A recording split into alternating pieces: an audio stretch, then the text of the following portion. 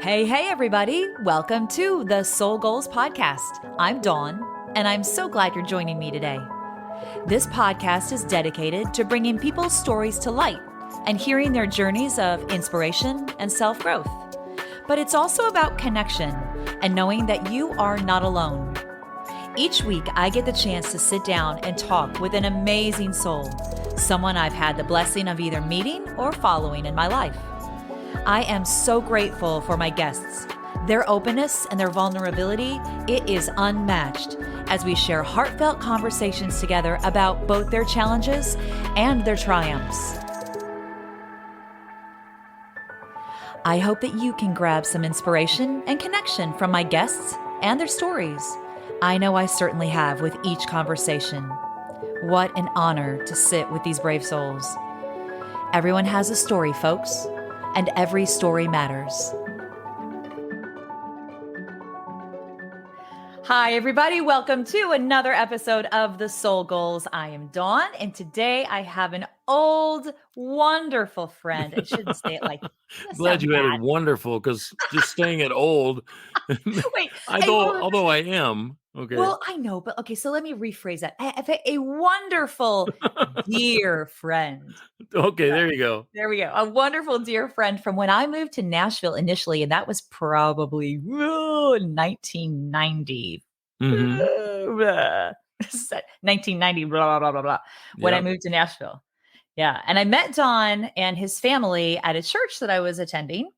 I think the thing that struck me about Don at that time and his whole family in general, and his wife, Leslie, very, very endearing people, very easy people. You know, those people that you're around when you just feel like it's easy to be around them. It's easy to talk to them. You feel loved, you feel supported. And I'm like, I hadn't even met these people. So it was an instant draw to you when I first we liked you too. When we first met you. So thank you, Don. Yeah.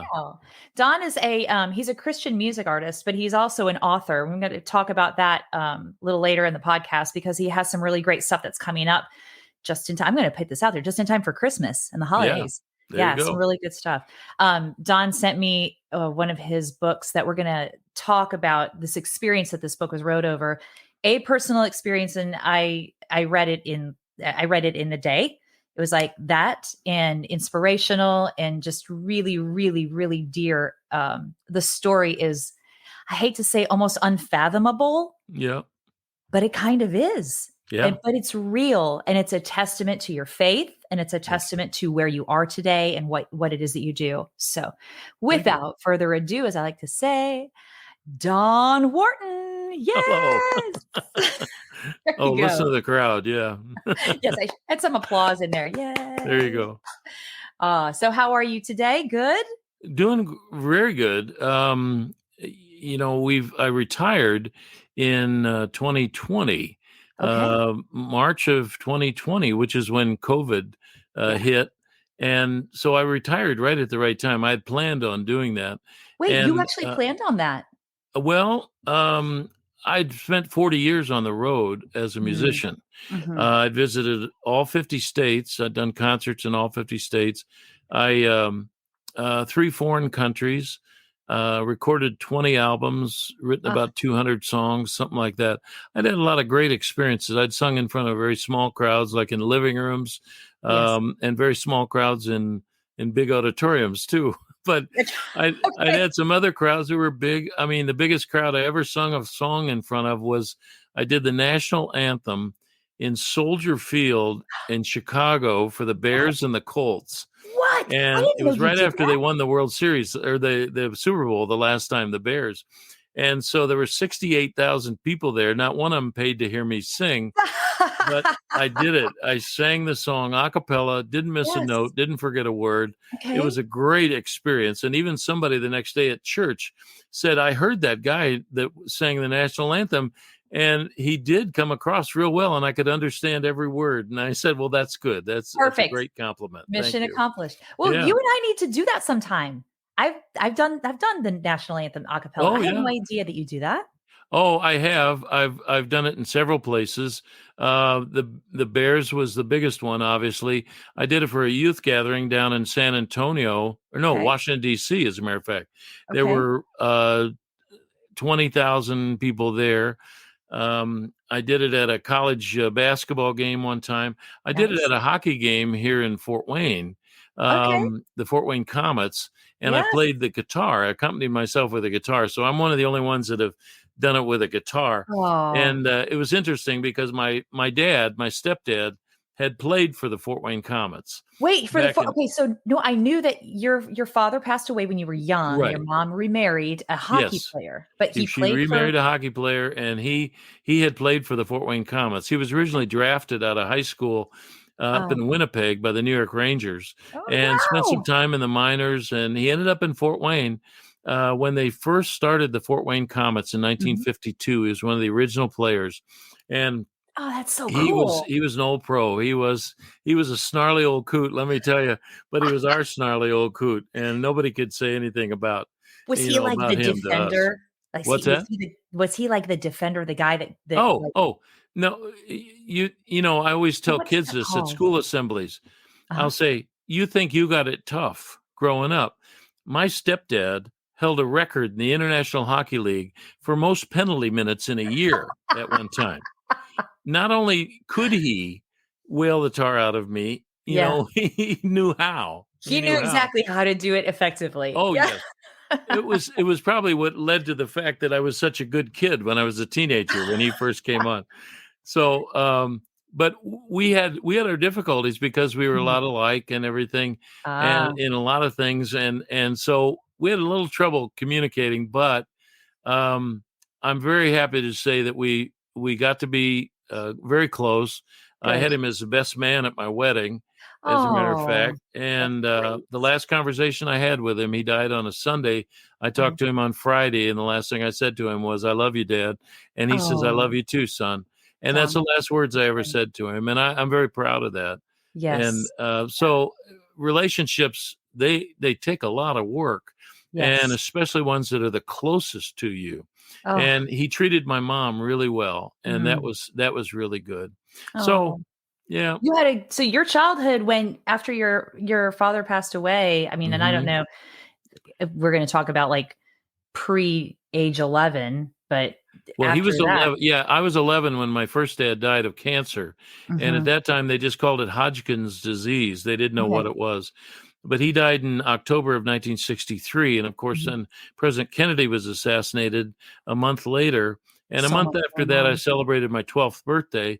And I Ah, was really wondering what life was all about. And I was very grateful to have some adults who took interest in me mhm. and wanted to lead me along Okay. and help me out just to find out what this life was all about. I had Yeah. some really good pastors and at our school, and especially the teachers. I went to a Lutheran school, Lutheran grade school. Mhm. My sixth grade teacher, which I was in sixth grade when all this happened, is still my friend today. Oh, that's Okay. awesome. He taught at this one school for 40 years, and he's Oh, retired, of course, but he's still doing real well. great. And I just love him. And we talk every once in a while. So um, I had some really, really good teachers, Mhm. pastors, other adults that really helped me through that time. Yeah. And I was able to make it through. And especially when I got into my teenage years and stuff. Well, yeah, in teenage years for Anybody. anybody as a teenage and my husband and I were talking about this the other day, like, I don't know that I would go back and Oh, yeah. do it now. I don't know. There was a lot of things I would have done differently, but um, But, like, felt living like, in this day and age as a oh teenager. no, no, not in this day and age. I wouldn't want to do. No, Yeah. Gosh, I think we had it pretty good. So, I but agree, yeah.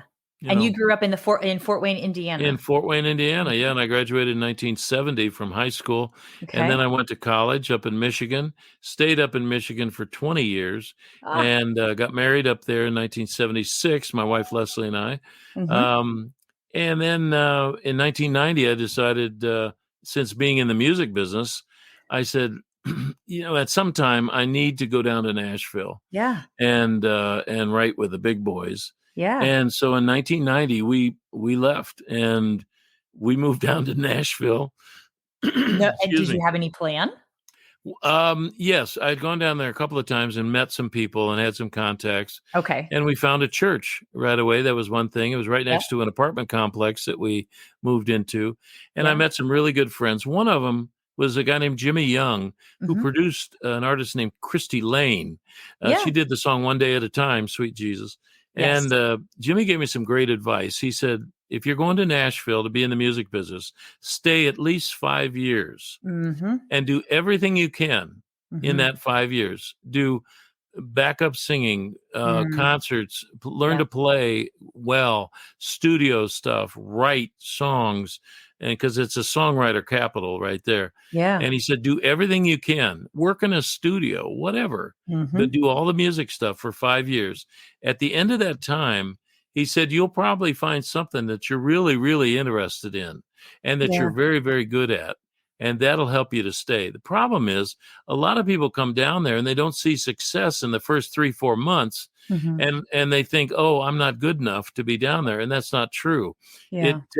I was amazed at the work ethic of everybody that I met in Nashville, the studio people, especially some of the guys we worked with. They were hard workers. Yes. And so if you have a dream like that you want to do something like that, work at it and Mm. work at it hard and don't give up. Don't Yeah. give up. But in the end, you may find something that's even better than what you went down there for Yeah, and I and think what you start that's with. well, that's so interesting that you say that because it's something that someone said a couple weeks ago. We're such a microwave society that we want it bam, Mhm. bam, bam. Oh, yeah. And I guess that's natural. That's human nature, Sure. especially when it's something that you're so driven and that you really enjoy. But if Mhm. you work, but keep your expectations open, Yeah, then all this different opportunity can find you. And absolutely. then your path absolutely opens up and it could be a whole different trajectory than what you're thinking. Yeah, and you'll be a satisfied person if you Oh, do it that yes. way. You will. Yeah. You will appreciate what you're doing, and Yeah. because a lot of times people come to Nashville, they want to be a star, Yeah. and that's the last thing you should aspire to be. Right. If God places that on you to say, "All right, you're going to be blessed, and you're going to be out in front of a lot of people," it's because you could handle it. Yes. And if not, there's other things that you can do. Yeah. So I found a lot of things that I could do and tried to be very creative in Mhm. everything I did, whether it Mhm. was concerts, singing, writing songs, recording, whatever it was, just to try and be very creative and to communicate then with people. Good messages about God and faith Mhm. and hope Hope. Yeah. and then even in the country songs I wrote, they were positive songs. Mhm. I didn't do many cheating and drinking songs. I That's didn't I good. didn't write Okay. those. I didn't write those. I wrote I wrote songs that were trying to encourage people Mhm. along the way. And the first person I tried to encourage was myself. Yeah. And if you can write something about yourself, and then you think, well, there's got to be other people out there that feel the same way. For You know? sure. So that was how I got started writing books. In 1993, I went through this experience. We can go into that, but Yeah. Yeah. afterwards, somebody asked me if I'd written a book about that, and I hadn't.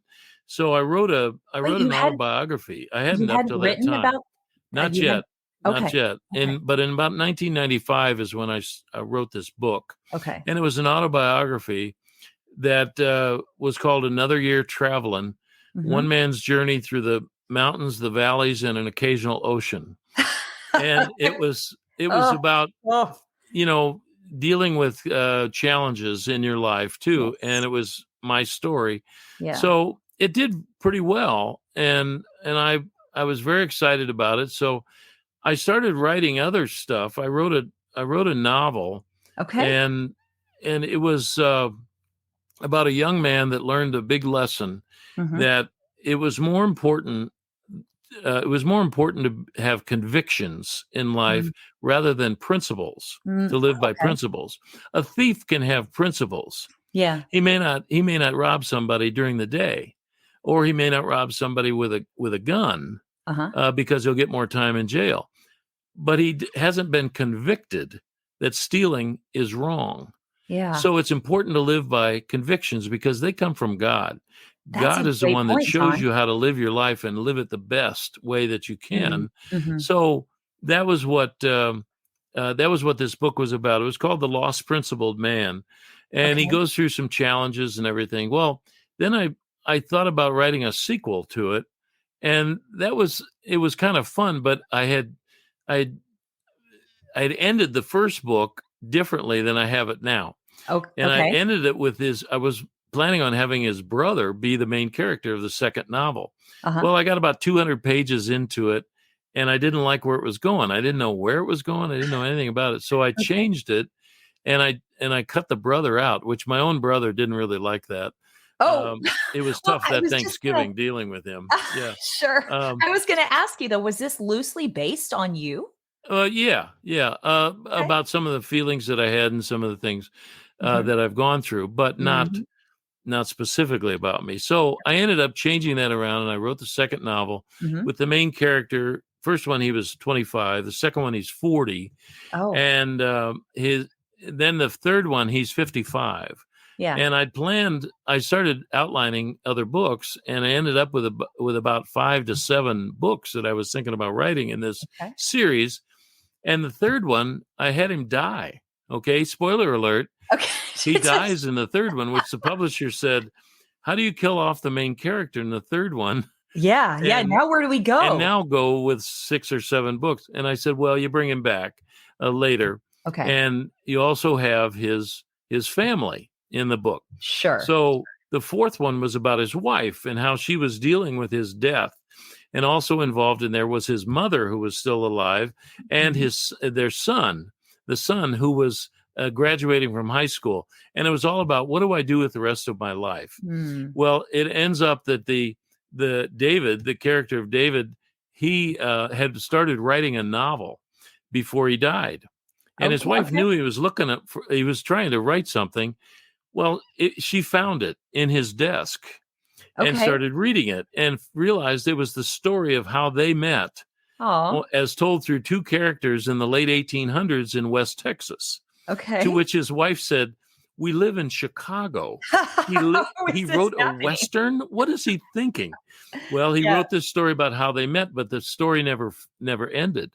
Yeah. It got to a point where the one character died, and it never ended. And she looked for more pages and couldn't find it. So the mother-in-law said, "Why don't you write the story? You write the rest of the story."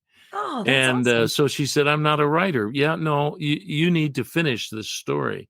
So she does, Mm-hmm. and she writes the rest of the story. So that's why the book is called Joni's Story. Okay. Well, then the fifth one is about the son, and he becomes a pastor at a small church in Ohio, Okay. and some of the things that he goes through. The sixth book goes back to the day that David is born. The character of David Okay. is born. So it's like a Star Wars thing. Yes. It goes back Yeah. to the day he's born, and the story focuses mostly on his grandparents and growing up on the farm in Illinois, which my first dad grew up on a farm in Illinois.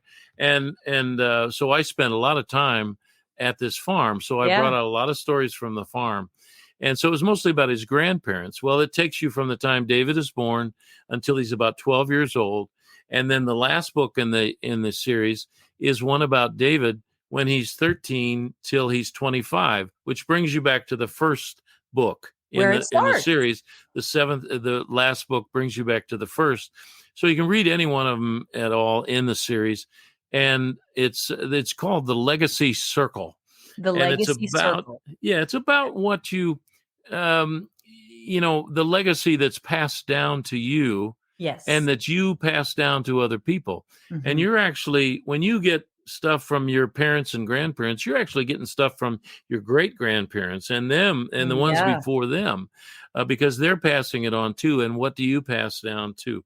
So that's what the whole series is all about. Well, so I started writing these novels and I couldn't stop. Yeah. And now I've written 11 books now in the last 7 years. In 7 years, you've written 11? It's just been crazy. Gosh. So what's your process? Can I ask? Well, it's when you get the idea, you just pound it until Yeah. it You just keeps got to working. go. And if you get a really good idea, you should just work it Just and go. go with it. Yeah. So that was the way the 7 books in the series worked out. Yeah. And I have a couple who are not in the series, and those were ones that I just felt the story had something to say, so I needed to work on it.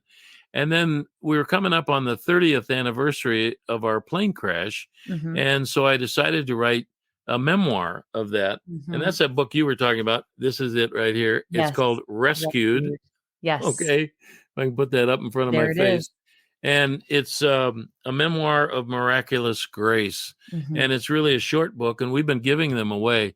And since Oh, the middle of June, I've given away 1,000 of these books to Don. people. It's been great. And the stories that have come back of people who have said, that really made sense to me.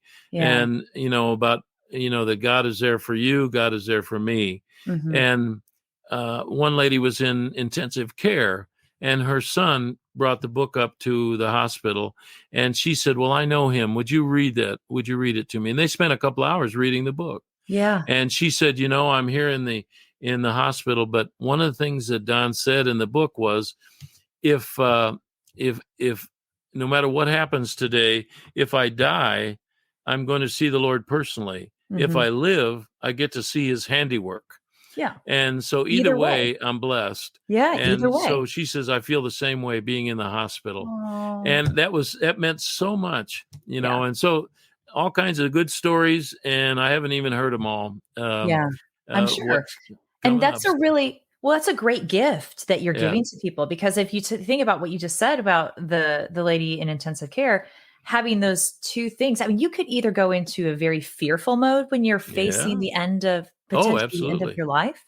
And I think a lot of people do that, but what a really great message to be able to give to people, so that there's a piece of connection, there's a piece of comfort, that even though this cycle may be closing, or this chapter may be closing for you, it's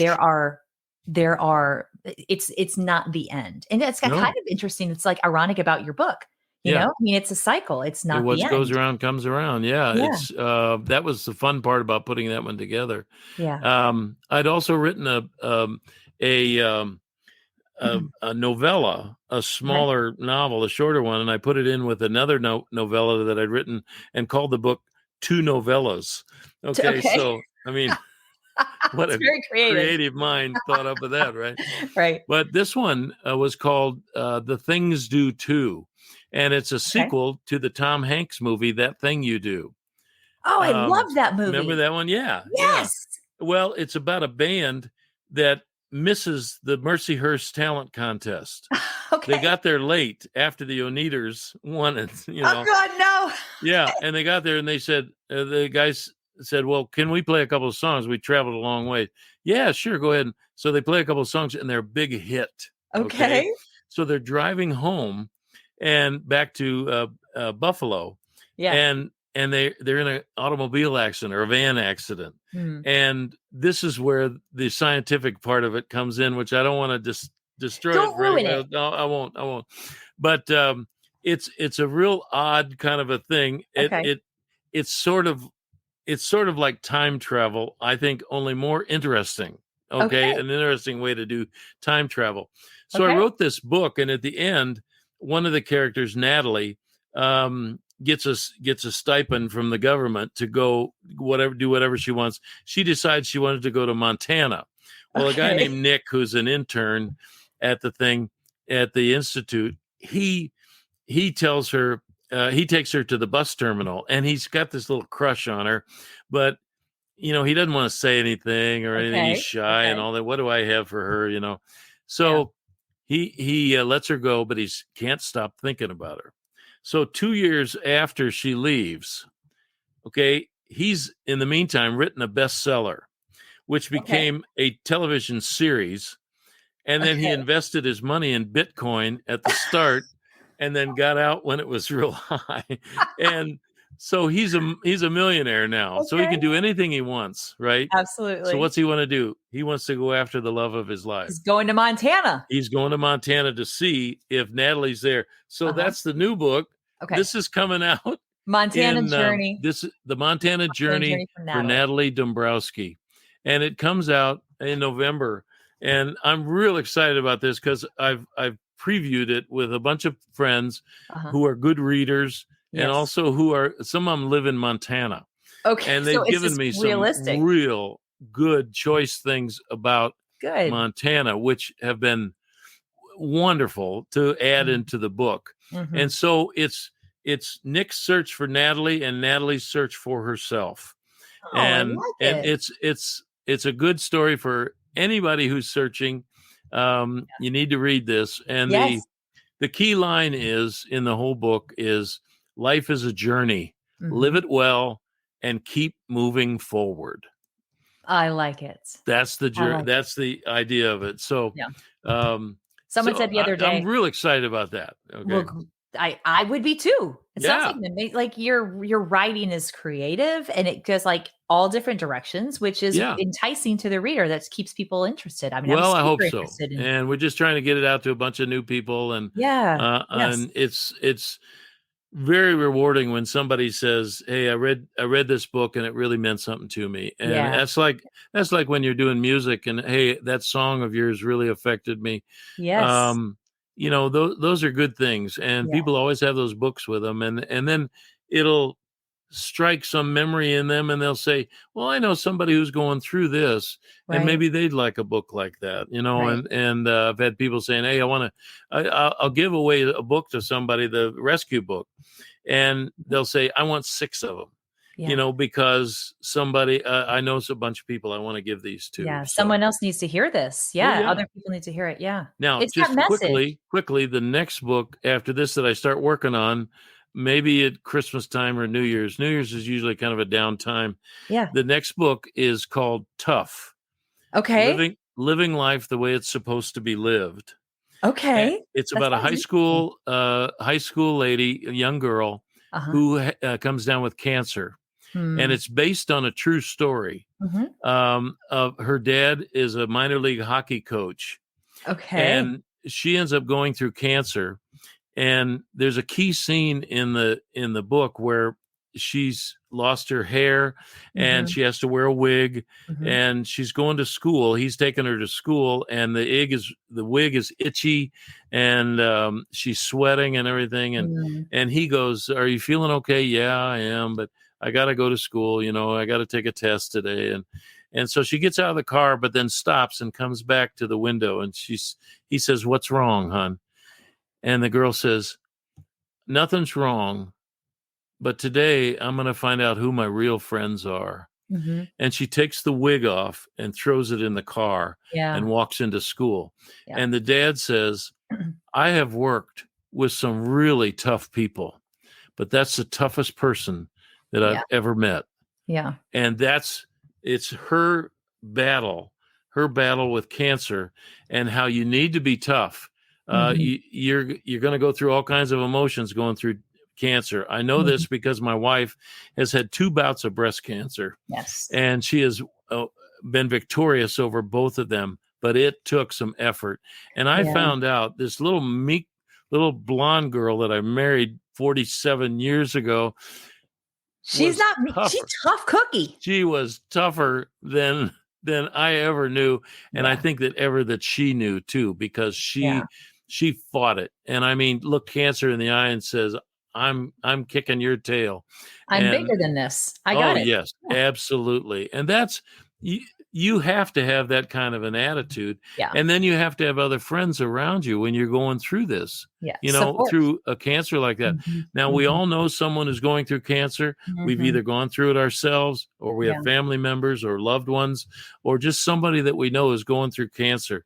And that's where you can be a real friend to someone. We had so many of our friends that really helped us through this. Yeah. One of and when the wife goes through it, the husband has to go through it too. Yeah. And I really was a mess through this cancer that she went through. And I remember one night I went over to the all night pharmacy, and she wanted some nausea medicine. So I went over and I said, "We need this prescription filled." And he says, "Well, that has to be an approval from the doctor." Oh, no. And I leaned in on him, and I went into actor mode, and I go, then get it. Okay. And I glared at him, and he yes. says, I understand. I'll go do that. I went right from there to go down to one aisle in the drugstore there. And I called my best friend down in Florida. And I Uh-huh. said, Mike, I just yelled at a pharmacist. Oh, he says, man. he says, well, you shouldn't do that. And I said, I know. This is cancer thing. I can't handle it. And he says, hey, you got my number. Yeah. Any time of night, any time of day, you call Yeah. me. We'll get through this thing. He said, but it would be a good thing if you went and apologized to the pharmacist. And I said, okay, I will. Did you And I go went back up and to tell him him. I'm Yes. sorry? Oh, yes, I did when I picked up. He said, well, the doctor gave its approval, so we'll put this together. And I said, Yeah. but I want to say I'm sorry for Yeah. barking at you. He Yeah. says, no, I understand. Yeah. And So, I'm sure he did. For yeah, sure. yeah, he did. He's seen it. He's seen it Mhm. before too. Mhm. So we're going to make mistakes along that way, but we just it's because it's so emotional Yes. to us when we see a loved one that's going through this. So Yeah. just keep moving forward, as the book says. Yes. And Yeah. someone said the other day that, and it's an old analogy, and you probably have heard it too. It's the reason windshields are so large and the rear view mirror is so small is because we're meant to be looking forward. Yeah. Yeah. Right. And not, we can look back, we can glance back, we can see those powerful things that have happened. You need to. They're also a very big, you need to, because they're character builders. Sure. They're conviction makers. They're all those things.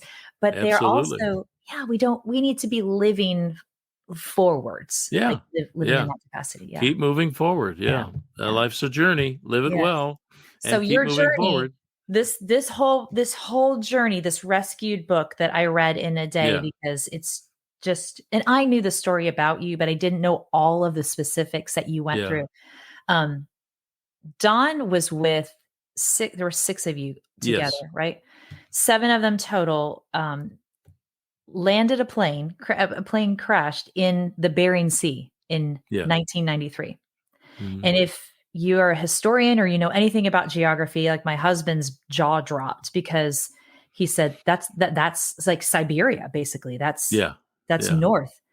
No one in history has survived in the waters of the Bering Sea. No one.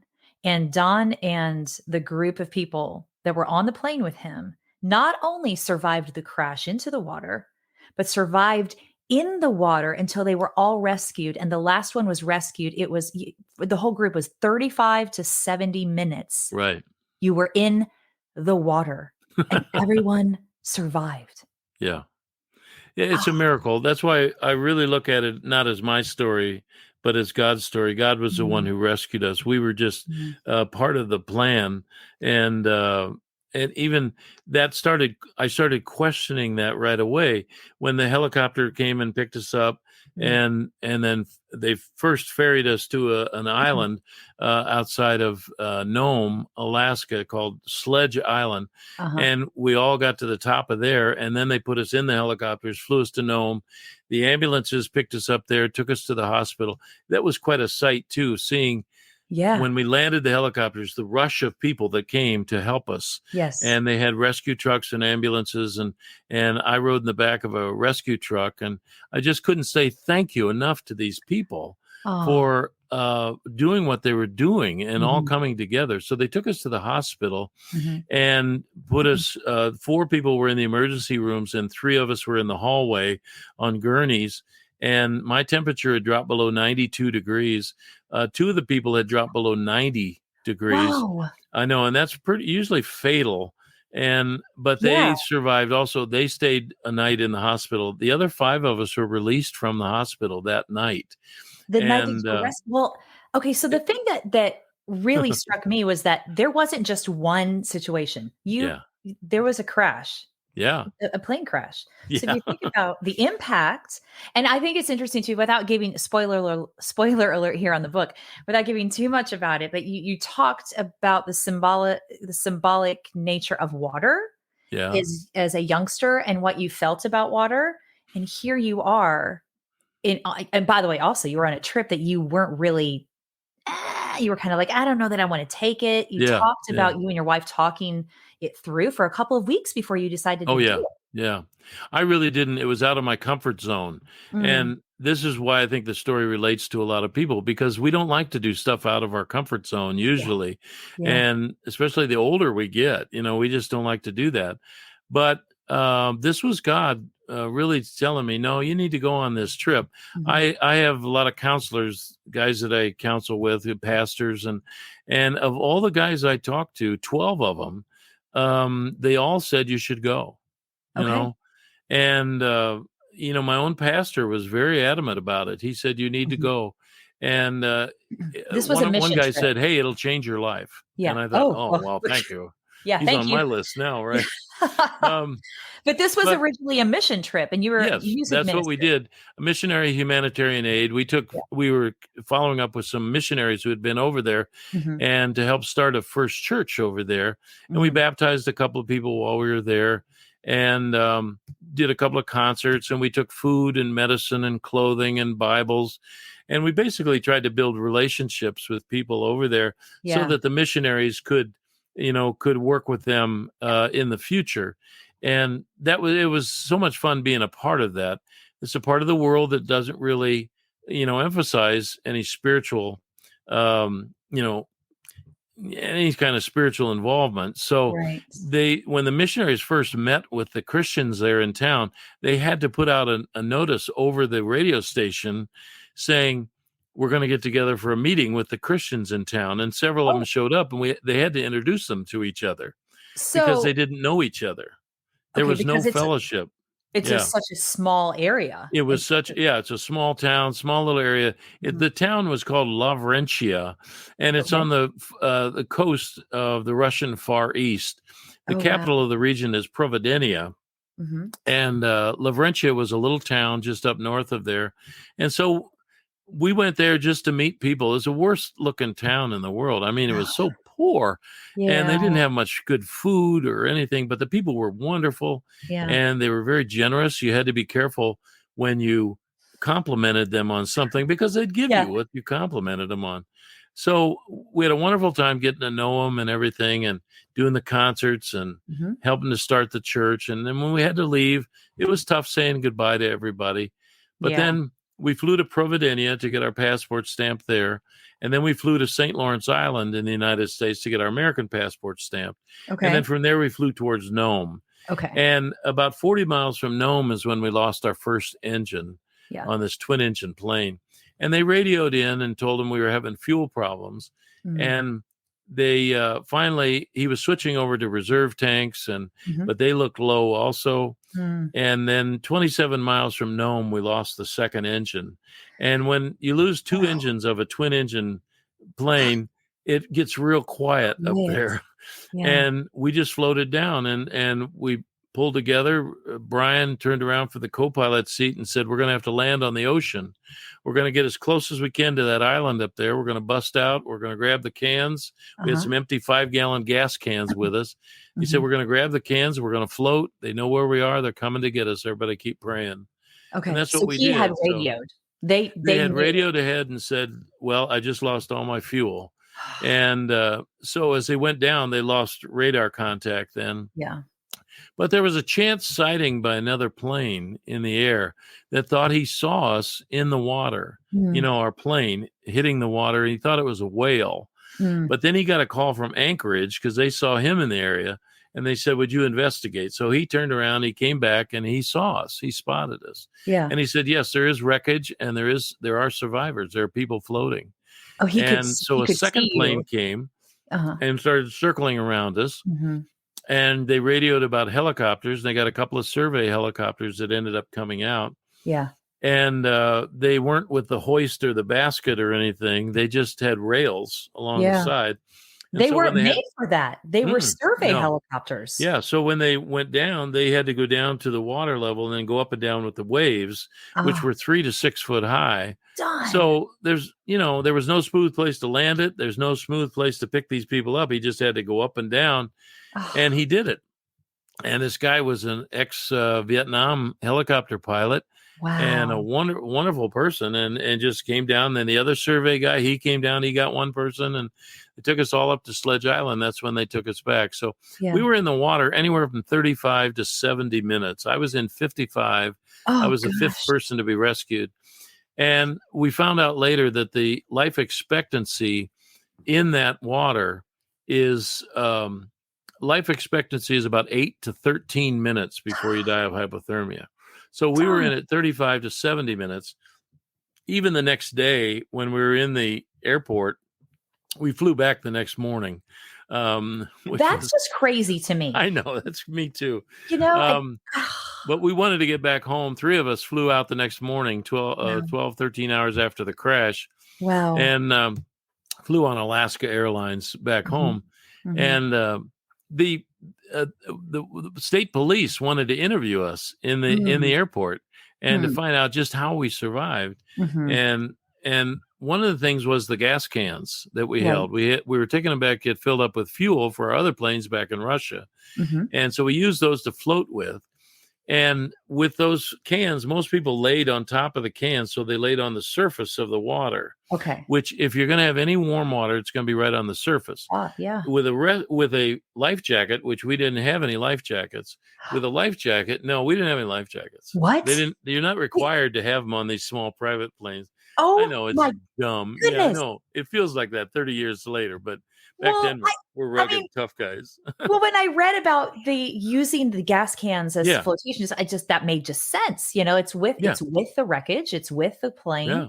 But I thought you all would have there were No. no life No life jackets. jackets, no boat, no inflatable raft or anything. It was just holding on to the gas cans. And what we did was most people laid on top of the cans. So we Mhm. laid on the surface of the water. And Mhm. that's where the warm water is. And if you're in a life jacket, you're up to the water, up to your neck in the Yeah. water. And Yeah. then your heart's down below the surface, and your feet are down where it's really cold. Yes. Okay. Yeah. And in fact, up there, they call life jackets body markers. Oh, Thank wow. you. Thank you for wearing that so we can know where to Knew where pick to you up. Yeah. wow. Because the firefighter had never pulled out a live person before. Mm. Actually, when he came out, this is so cool to say now. The Okay. firefighter the Yeah. firefighter brought with him 7 body bags. Done. No, because he'd never pulled out a live person before. So, I Oh, mean, this is why I say this is a great story. it You is. It's need to just get this book, people. everybody rush to get this. You'll Yes. read it like in a Send me snap. send me an email. I'll send you a book. I'll ask Yes. you for a donation. So if you got $5 or if you got 5,000, that would be good too. Yeah. But if you got $5, send it to me, pay for the cost of the printing. But send me an email at Yeah. donwharton at comcast.net, We will and advertise the yeah, crud I'll out of this. advertise here. Yeah, I'm absolutely. because I know this story. The Mhm. story speaks to people still 30 Mhm. years later. It still Yeah. speaks to people. And I can tell this to anybody. I've told this to little kids, Yeah. and they're enthralled by it. I Yes. tell it a little bit differently, but the high school Obviously. kids, Yeah. I love telling it to high school kids because I'll Oh. get the gory details to them. They love it.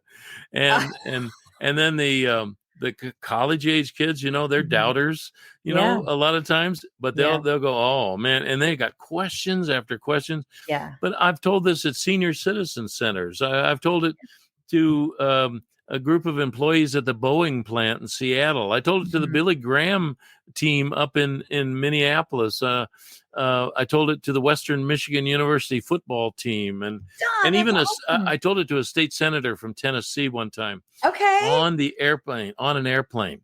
Oh, Yeah, okay. and I told it to him, and he was a little skeptical, and I won't tell you who he is, Okay. but he Yeah, said, probably shouldn't. "Oh, he says, God must have really been with you." And I thought, wow, that's pretty good, a Tennessee politician, talking about God in a favorable light. But then he Yes. said, yes, he or she or it must have really No, been with you. And I thought, no. oh, you didn't go to Sunday school, did you? Well, or You know, he just was not I don't know how you don't and this is purely gosh, I'm being judgmental and I don't want to be no, judgmental, say but it. my perspective is after hearing Yeah. all of Yeah. these points, and I think it was something I mean, gosh, I said it in one of the questions I had sent to you. It was like everything had to really line up Oh, yeah. synchronistically for Yeah. you all to survive Oh, yes. everything that you went And if through. one thing hadn't have happened, then we would have probably died. Yeah. Yeah. So for all of that to happen in that series, in those specific moments that it happened in, there's not humanistic control over that. I don't know No. how you don't see that as something larger than Well, even the us. people up in Alaska, which are, a lot of guys that are up in Alaska are pretty tough cookies, and they're not real spiritual minded. But many people, when they were interviewed in the newspapers or in magazines and stuff, they would say, well, somebody was looking out for them, Okay. or they had divine intervention. Okay. That was the other one. Yeah. Providence was another word that somebody used. Okay. And yeah, it really is. And it was fun to be able to tell them, yes, I know who that somebody who is looking out for us. I know who Yeah. he is. Yeah. And let me tell you about him. There's a capital S on that somebody. Yeah. And his name is Jesus. And it's been a great opportunity to tell this story Mhm. all over and Yeah. in every amount of place. It's just a lot of fun. That's why I enjoy telling the story still, no matter where I go. Yeah. And I do get a chance to speak at meetings and clubs and Mhm. churches and stuff. It is a lot of fun to see people's faces, Yeah. especially on this, because hey, the big message is if God can rescue us, He Yeah. can rescue you. Yeah. It's a perspective thing. Absolutely. I want to ask you, Yeah. when you were in the water for those, you said you were in the water for 55 minutes. Hmm. Tell me a little bit about your thought process, because as I know you, you're very level, very easygoing. And your family would probably say differently because Yeah, we're all right. different, whatever. But I, as I know your character, I mean, my mind would make up a vision of Don floating with these other people and saying, "It's all good. We're going to be okay." I Was there wanted to any? think that. Yes. I knew there was, of course, the chance that we were going to die, Yeah. that day. I kept praying, Lord, I really want to see my wife again. I want to Okay. hold her. I want Yeah. to see my kids again. Yeah. I don't think this is the end. I think there's Mhm. other things that you want me to do in life. Mhm. And I'd really like to do those things. uh, Pam's husband was a pilot for this group. She was the only one. She floated by me at one point, and we were the only two that stayed together in Okay. this whole thing. Everybody else separated. The waves pushed us apart from each Okay. other to an area of about 3 football fields. We were spread out. Oh, wow. And Use the Pam and I waves. were the only two that stayed together because she Mhm. floated by me and I grabbed her and I said, we ought to stay together. We ought to get everybody else together. And she Yeah. goes, well, that's a good idea. But Yeah. nobody ever came near us. So we really couldn't see anybody else. We could hear them So, because okay. people would shout out things to each other. And it's very quiet in the ocean. Yeah. And you can hear other people when they shout out. But we were the only two that had stayed together. Mhm. And the reason I did that, the reason I grabbed her is I said, if my wife was in the water and her husband was in the water, I'd want him to do that. And Yes. that's Yeah. why I did it. And so we talked just a Yeah. little bit, and tried to keep each other warm. Now Pam's from Alaska, so she Okay. knew how cold the water was. I didn't Mhm. know how cold it was. Mhm. And I kind of numbed up Mhm. and couldn't feel it anymore. So Mhm. she knew how cold it was and she knew how long you were supposed to last in there. So she Oh, was afraid. She yeah. knew she Yeah. knew the possibilities of us dying. So Yeah. that's one of the other little tidbits parts of the story. Yeah. Well, and you, I think not being privy to that information Yeah. probably kept a piece of hope that you would like, Yeah. Well, made one them thing, I'm a more difficult. goal-oriented person, okay? I've Mhm. kind of always have been. You Mhm. got to take the steps to reach your goal. Yeah. What's the goal here? Survival. What do you got to do? Well, first we have to crash an airplane into the ocean. Okay, all right, we got to do that. Then we Darn. got to get out of the plane. Then we got to float, and we got to know that people are coming to get us. And then when people come to get us, we got to get on the helicopter or whatever, Mhm. and then we got to fly over to this island. And everything happened in sequence Yeah. and just a few minutes apart. So we weren't longing, in a position for a long time, waiting for things to happen. Mm-hmm. And we encouraged each other too while we were in the water, shouting out words of encouragement and Okay. survival instructions and Yes. some Bible verses and things Oh, like that. So, and then once we got rescued, we didn't know that we still could have died yes. from hypothermia. Yeah. So they rushed us into the airport, and then the ambulances took us there and warmed us up. Mm-hmm. And they were still scared that Mm-hmm. we were going to we were going to be lost. Yeah. I heard a story afterwards that said that there was a boat accident the year before, around the same time of year, same part of the day. There was a Uh-huh. boat accident, and 11 people went into the water, or 12 people went into the water, and they were in just a matter of a few minutes. Uh-huh. They all got out of the water, but 11 of them still died. Oh, wow. Because of And they were in hypothermia. just mere minutes. They were 10, 12 minutes or whatever in the water. So I didn't know that. I'm sure glad I didn't know that. Sometimes ignorance is bliss. Well, that was just what I was going to say through the whole thing. I think having Yeah. that ignorance and Yeah. it was just another thing, like the control we as humans try to put on situations, and we want to know. Like I'm an impatient individual. I Oh, want to be able to plan, and I oh yeah. want to be able to know, just like other people. But like, I think if I would have known all that information and been in that situation, Oh it yeah. would have made it that much more difficult to, and that could have been catastrophic for me. Yeah. If I'd have known we were supposed to die in 8 to 13 minutes, I would have, I don't know what I'd have done, Yeah, but I the didn't know outcome it. may have been And so I different. just kept surviving. And, Mhm. I don't know, just the peace of God that passes all understanding. We've heard Mhm. that phrase, but Yeah, that's when you put it into action yeah, and you take it to heart that I need to rely on God's peace. And I'm either going to see him personally today or I'm going to see his handiwork. yeah, And fortunately, yeah, we got to see his handiwork. So yeah. it's a great story. I'm sticking with it. And You I've been able should. to tell it all over the place and still continue to tell it. So, Well, yeah. you should continue to tell it because it's amazing. And I Yeah, it think is. It's a great story. So, um I also think it was interesting too, in the book you talk about telling your wife. yeah. So tell me how long from the time that you lost the engines to the time that they knew that, okay, my temperature is rising. Hmm. I'm out of the weeds now. Right. It's going to be okay. How many hours 7:30. was The that? accident happened at 7:30 at night, which up in Alaska in August, it's very bright out. It's bright out till Oh, 11 thank o'clock. God. And so we were rescued within 70 minutes. Mhm. So a little after 8:30, we were all rescued on the top of the island. Yeah. And from there, then they took us into the hospital. Mhm. So figure 9 o'clock there. And then they spent a good hour or so warming us up.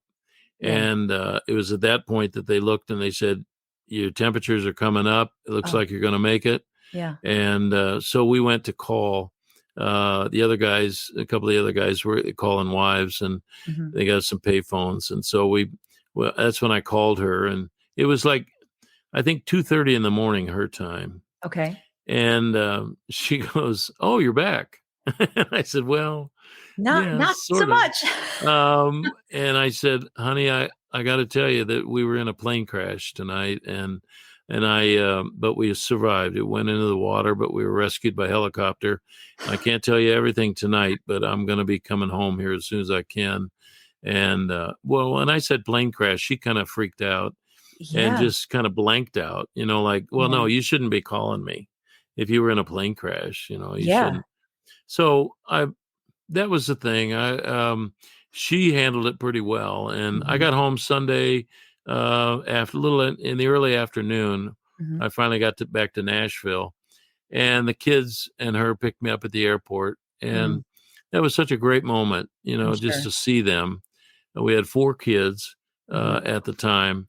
And it was interesting. The older girls, when they saw me, were all of a sudden were kind of shocked because I was a little beat up, and Yeah. I'd had a cut above my eye, and Mhm. You lost and your glasses. oh yeah, I was kind of beat up, and Mhm. so they were a little shocked about that, Mm, but mhm. they got used to it. And then when they heard the story, when I was able to tell them the story, um, My little son Andy was only a couple of years old, Mhm. and Chelsea was a baby. So, but here's another good thing. Our youngest son, Zach, was born after the crash, Okay. and he's very special. And I remind him of that too. I said, Yeah. "Hey, if I'd have died in the crash, you'd have never been born." Yeah, And absolutely. Things could be a lot he's different. he's uh, he's very appreciative of that, about the opportunity Ah, that he has to now make something of his life. yes. And to quote somebody I know, what are your soul goals? Yes. For Yes. your life, what do you Yeah. want to do with your life? Yeah. And I think we all have to ask that, don't we? We all have to say, Oh, what do you want to do with your life? Let's do something. yeah. And and you know, it doesn't have to be something huge to Mhm. accomplish, but Absolutely. make it worthwhile. Yeah. Yeah. I think, another really interesting thing from the book that I learned was that you asked one of your fellow passengers when you were in the hospital, Hmm. well, I'm gonna say I have to read it here, "Where do we go from here?" Yeah. And Dave, he Dave and thought you I. meant we go down the hall to get the Well, food yeah. that they got for us. That was the thing. They had pizza for us in the lobby, and they'd shut the lobby off from everybody else. Oh, And they said, "Well, we'll go down there." And so Brian and Carrie went down there, and Dave helped me off the gurney, and we were walking down there. And I just looked at him. I said, "What do we do now?" And he yeah. says, "Well, there's pizza in the lobby." And I go, "Well, no, no, It's no. I not mean, what I meant. what I do we know do that. with our lives, And Yeah, yeah, yeah. and he said, "Well, I've already booked you to go out of here tomorrow morning, and you and Carrie and Brian." And I go, "No, no, no, no. The rest of our lives, what do we do?" Yes. And Dave was the one that first came up with the idea. I think we need to tell the story, Mhm. because it's not our story; it's God's story. He's the one Mhm. that rescued us, Yeah. and we need to tell this story, and try to can just try to tell the story from that Mm. perspective. Mhm. And so whenever we've told the story, that's what we've tried to do, Yeah. is to tell it from a God perspective on that. Yeah. Well, one of the things is right away people asked us, has anybody asked you if you ever make a movie out of this? Oh, yeah. And right away people always did. So Dave Anderson had convinced me to write a script Okay. for it, and I said, "Well, I don't know how to write scripts," and he said, "Well, you're the writer; just write it. Just do it. Yeah. Like Figure it it's no out. big deal." Okay.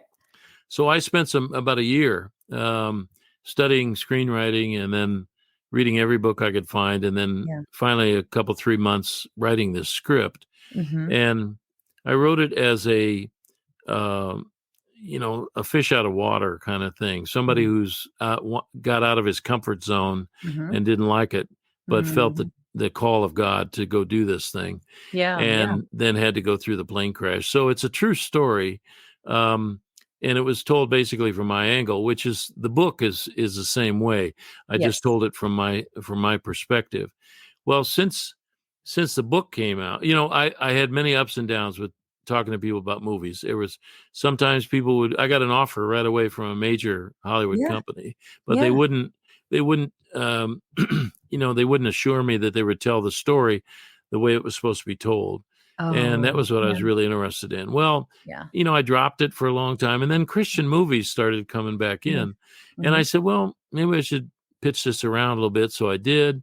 I found a guy who would help me raise some money, and he ended up raising more for himself Oh, and none for no. me. So it was Oh. kind of a tough situation, but that's okay. Those things happen, I guess. So I dropped it again, and then and Mhm. then every once in a while somebody would say something about a movie, and hey, I Mhm. know this guy, Mhm. and Mhm. well, since the book came out in June, I took it to a film conference, in a Christian film festival, and I passed it around to everybody. Mhm. And there were two producers who were there, Okay. and I gave it to them, and they were both excited about it. And I gave Okay. it to the people at Angel Studios also, which they Yes. don't make movies necessarily. I think they're starting now, but they were both interested in the way the story was going, Yes. and said, "Keep me informed," and stuff. And then Oh, I had that's another great. producer from LA want to read my script, and so I did, but we had some trouble because it was the same thing with him telling the story. Yeah. What was his vision for this story? Yeah. And then I found out there was a movie producer here in Fort Wayne who had done a really, really good Christian movie. And Okay. so I've had lunch with him and his son who runs the film part of what he's doing. Mm-hmm. And they're great people. And I'm hoping that we can maybe get together with them, but I don't know. It's all in God's hands as Yes. to what's supposed to happen with this. So Yeah. I told a pastor on Sunday down in Bowling Green, I gave him the book and I said, I've got these 4 producers now who are interested in this film. Yeah. And I said, but every time I'm out of it, they drag me back in, kind of thing. Oh, And interesting. he said, this thing is in God's hands, not yours. Yes. Okay. Yeah. If it's supposed to be made, it's going to be made and Yes. God's going to provide it, So that's what we're kind of looking at now is just to see if we can get the right combination of people, because films are really, well, about making record albums and Mm-hmm. stuff. And It's that personal. you have to have a lot of people involved in that, but you have to have 10 times that many or more Film. in a Mhm. movie. And Yeah. a movie has a lot of creative people that want to tell it their way. Yeah. And so how do you executize this and Yes. say, well, this is the way it really needs to be told. So, Yeah. Well, you're the um, creative producer behind it, basically. yeah, You're the creative director. You retain the creative rights, but I think that's hard for us as humans to know that we have this really, really amazing story to right. tell and how it affects people, and firsthand what that has done for people, and so you just want to deliver that in that Yeah. special way, you know, and Yeah. I the know hopes I've told that this story in front of countless audiences, Mhm, and I see their faces when I tell the story, mhm. and I know how it affects people. Yes. So that's how I really feel that movies should be made. Yeah. So it's all in God's hands. Everybody keep praying about it. This has Oh, been, I wrote this absolutely. script like 28 years ago. Gosh, That's how Don, long it was. And but I've it's updated it still and edited it and everything, but try and make it a little bit more modern, yeah, but the story itself, the meat of it all is so, it's just so incredible. It Absolutely. It really is needs to be incredible. made. Yeah. Yeah, So, yeah, it needs to be told. Do you stay in touch with the other passengers that were yeah. on the plane with Oh, you? yeah.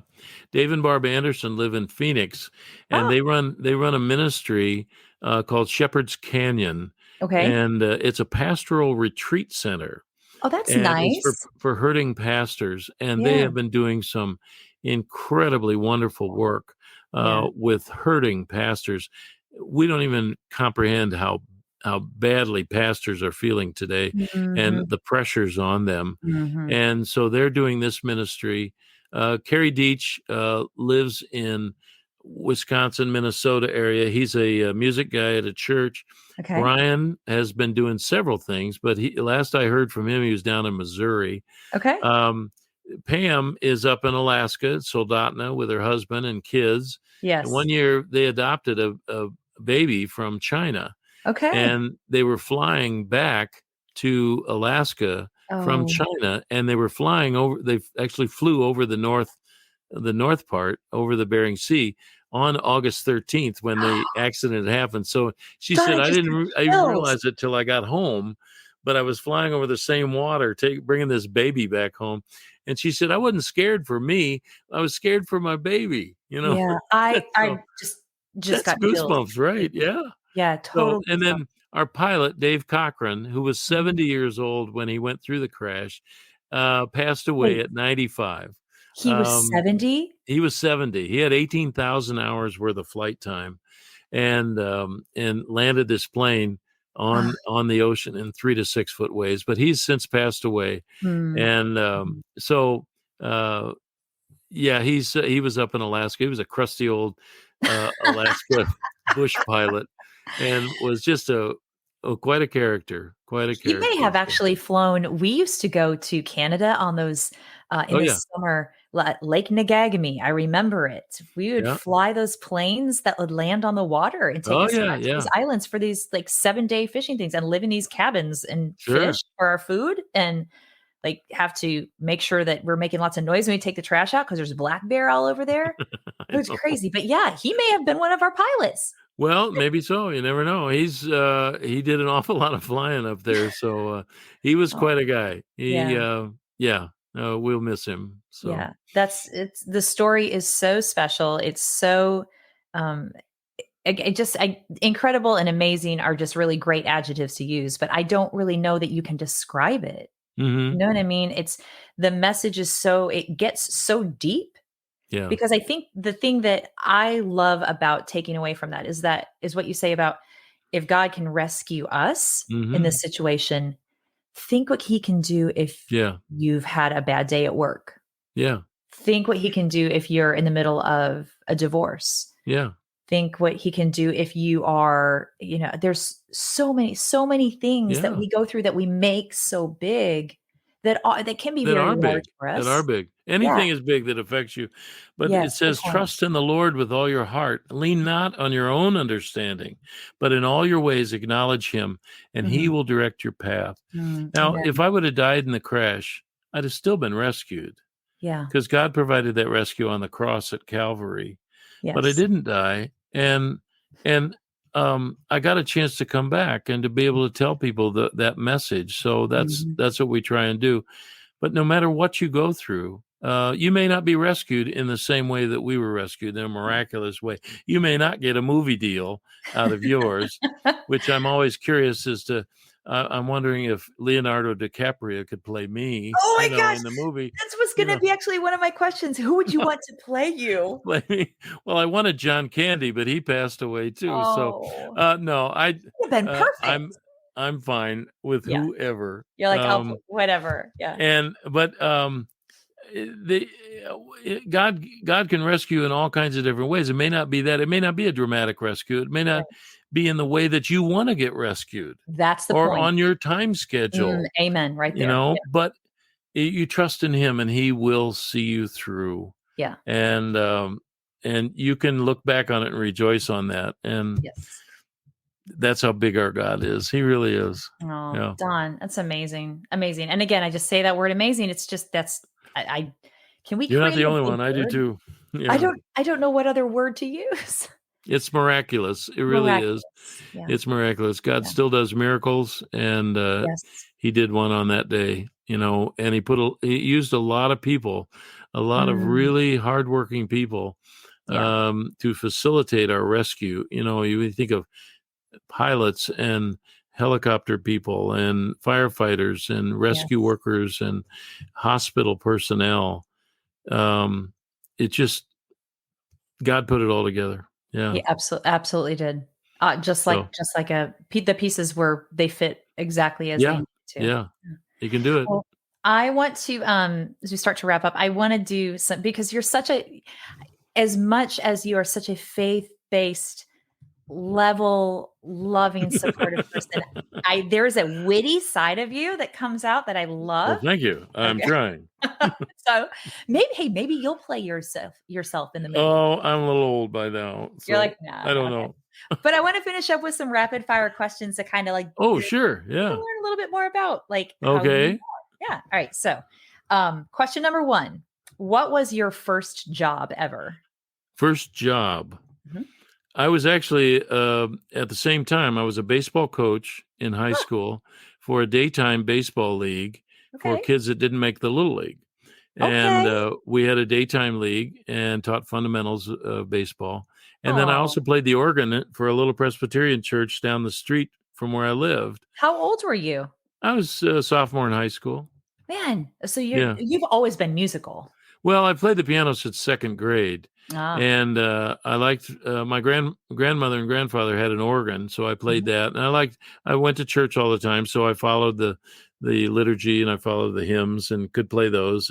Yeah. But then when I was in high school, this new pastor moved in across the street from us, Uh-huh. and he had a son that was my age and a daughter who was a year younger. And so I went over to introduce myself to the pastor and his Mhm. son, but really to try and meet the daughter. And ulterior motives there. So I never went out with her, but the pastor they had a piano in their Oh, house, and I said, "Oh, that's a beautiful piano." And he said, "Do you play?" And I said, "Well, yeah, a little bit." And okay. so I played him a couple of songs, and And he goes, we need an organist at the church. Would you want to do You're that? So hired. worked it out, and I made $3 a service all Okay. through high school doing that. Yeah, That's that was my great. first That's job. great. That's great. All right. Question number 2. Do you think you would make a good spy? A good spy? Yeah. No, I can't Oh. keep a straight face. No, I get that. no, I I get that. couldn't. All right. Question number 3. What is the coolest feature in your home currently? Oh, it's this room that I'm Oh, in. This okay. is my office. And Yes. I have the bookshelf on the back is half a size as the one that's in front of me that I'm looking over. Oh, like you have It's walls of books. wall of books. Yeah. Yes. And this is where we have everything. I kind of come in here and this is where I spend my day. I like being Yeah. in here, It's and your the little computer's all cocoon. set up, and all the product that we have that we can mail out, we Yeah. do from here. It's my favorite room, and even when we have guests like overnight, like my brother stayed with us recently, Okay. we put him in our room, and then we slept in here and moved Oh, around because I know I need the office every day, so yeah. I might as well put him in our bedroom. And my sister and her husband are coming over Thanksgiving, and they're going Yes. to get the same treatment. So Yes. You're like, we're going to be here. I yeah, think we're it's going to be in really here. nice. It's got a bathroom. I'd show you, but Yeah. It's okay. but it does have a bathroom and a closet, and it's Yeah. very nice. It's like a master suite, Yeah. but But it has a good feel to it. And I think it like does. your home is one of your safe places and you can Yep. create that safe place. It just Well, stuff makes is you. up on the wall that means something to me. Yeah. There's all kinds of things. Yeah. Hey. Hey, that makes total sense to me. I love there's certain spaces in my house that are just, yes, Oh yeah. they're Yeah. it. Number 4, what phrase do you find yourself using the most? Um, my son Andy would love this. Okay. When he was growing up, it would be Andy, stop that. He was our ornery kid Aw, who has turned into a wonderful husband and father today, great. and that so he would appreciate me saying that. I Okay. hope Okay. anyway. Okay. Find myself. Well, lately it's at keep moving forward. I sign Mm. letters that way. Okay. I wish people happy birthday. Keep moving forward. Oh, I like That it. phrase, I think, yeah, people need to. We need to. Don't lay back. Mhm. Just put one foot in front of the other. We've all got difficulties, but Yeah. let's go together. And if you need somebody to hold your hand, I'll be there for you and Yeah. whatever. Yeah. Don, I love that. All right, last rapid fire question. All right. What do you think the key to living a good life is?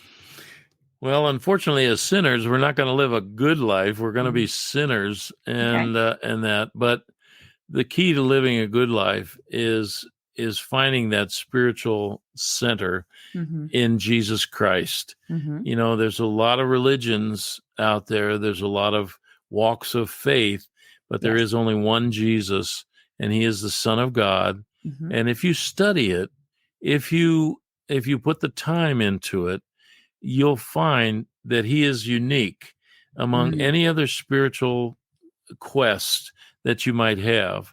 I heard a comedian the other day talking about his conversion to Christ, and a guy was out on the golf course wanting to talk to him about Jesus, Uh-huh. and he says, "Well, I don't believe in that Jesus stuff, And Okay. the guy said, "Well, have you ever read the Bible?" And he says, "No, I haven't read the Bible." Mm-hmm. And he says, "Well, you're not an agnostic; you're a moron." Okay. Oh, You gotta study it. Come yeah. on. I At think least not. read about it and Yeah. look Yeah. at him and go from there. Yeah. I encourage everyone, just do that for yourself. And if you have any questions, ask somebody. Ask Yeah. somebody you know and trust, Yes. that's close to you. Surely everybody knows somebody close to them that has that spiritual base and Absolutely. that could give you some answers. And really, if they don't have the answers, just keep finding somebody Yeah. and move on and get the answers that you want out of Yes. life. Life is not easy. It's tough, but Mhm. you need to live this life the best way that you can. Yeah. And so secret to living a good life is you take it a day at a time Yeah. and find that spiritual center to your life and investigate Jesus himself. Get to know him. The church will fail you. I'll fail you. Yeah. Okay. Religion will fail you, but Jesus will never fail you. Yeah. That's a I have an great old friend, point. Doug Howell, that wrote a song, Jesus never fails. Yeah. And that's the truth. Yeah. Great point, Count on it. Don. I love it. Well, I have adored our time together this Oh, me afternoon. too. It's been fun. Yes, catching up, and let's try not to make it 20, what Yeah, it's been a while. 20, blah, blah, blah, blah, blah years. Some years, yeah. Yeah. Yes. And let's sing the national anthem together sometime. Okay. I'm That'd be not fun. kidding. Let's do it. That'd be fun. Yeah. I'd like it. I tried out for the national anthem at the Predators, Nashville Predators. Oh, you did? But when I you didn't debuted? get picked. I didn't get Oh, picked. In fact, I well, was in line. I was number 96 in line to sing wow. this 2-minute song. And number 6 had just started. So I had to listen to this 2-minute song 90 times before I got up there. And the poor little girl that was in front of me started out way too high. And I said, No. because you sing it a cappella. Yeah. And they started out way too high. And I thought, she's not going to hit those notes. I know she isn't. But that's okay. She forgot the words 3 times too. No. It was so disastrous. I felt so bad for her. Oh. Well, then I get up to the microphone. And as I'm walking up there, I'm going, yeah, just what are the words to that song? I don't know if I can remember. With you. But I sang it and I did fine, but it certainly wasn't outstanding. But I have sung it a few times, and Yes. it is a thrill. It's a lot of fun. It's a good challenge. Amen. Yeah. Amen. Yeah. Amen. And where do we go from here? We go forward. Yeah, absolutely. Going forward. Yep. Yeah. So if anybody wants a book, drop me an email, Don Wharton at Comcast.net. Give me a mailing address. I'll send you the book. I'll ask you for a donation of $5 or infinity. I don't know, whatever you can afford, whatever. Yes. Pray about it. See what he says. Absolutely. Okay? And I'd love to send you the rescue book. Yes. Oh, that's awesome. Absolutely. Tell your lovely wife I said hello. I will. And I miss seeing her too. Yeah, she just went out grocery shopping. I got to see how much she spent. Okay. And how good I'm going to eat this week. You're going to eat good. She's a great cook. I have a feeling. But it's going to be expensive. I'm going to have to go back to work here. Or sell some books. Well, there you go. We're going to sell some books. I'll just sell some books. All right. Don, have a wonderful rest of your day. Thank you so much for your time. Appreciate your friendship. God bless you. Right back at you, man. Okay. Thanks, Don. Bye-bye. Thanks so much for tuning in today, guys. If you have an idea for an interview or you would like to share your own story, I would love to hear from you. Send me a message at dawn@thesoulgoals.com. If you enjoyed today's podcast, I'd love for you to leave a review and to consider following and subscribing to the show. With weekly releases, there is always another interesting story to be heard. I do hope that today's guest and their words have helped to bring some extra light to your day and encouraged you to find a deeper space of your very own soul goals. Until next time, friends, remember that everyone has a story and every story matters.